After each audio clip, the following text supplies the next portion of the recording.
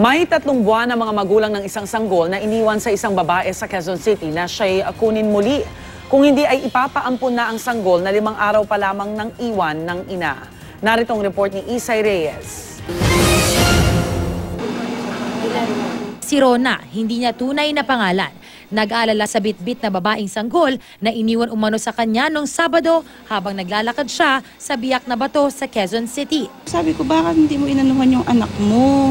Umuulan, hindi mo man lang tinabunan ng sabi niya, ate, pwede bang pahawak muna nitong bata saglit? Maghahanap lang ako ng payong. Naiisip raw niyang ampunin ng bata, pero baka raw hindi niya mabigyan ng magandang buhay.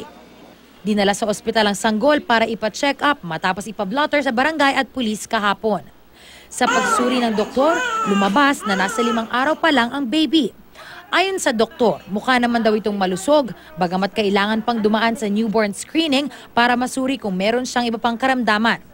Matapos ang check-up, sa Reception Study Center for Children ng DSWD namin dinala si baby na pinangalan ng Sati. Physical exam po sa bata.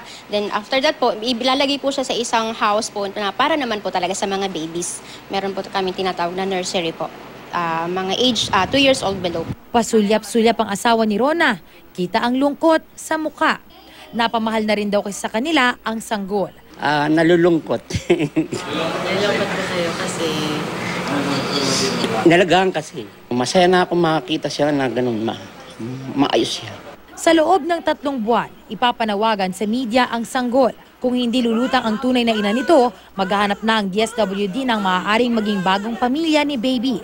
Kung sakali, maaari raw makipag-ugnayan sa kanilang opisina o sa local government ng Quezon City ang tunay na ina ni baby. Nasa 134 na sanggol at bata ang nasa RSCC sa ngayon. Iba-iba ang kanilang mga storya.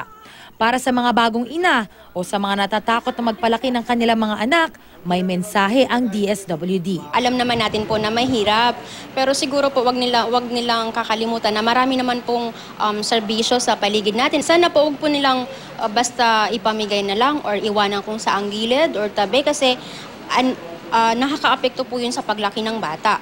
Para sa unang balita, Isay Reyes reporting.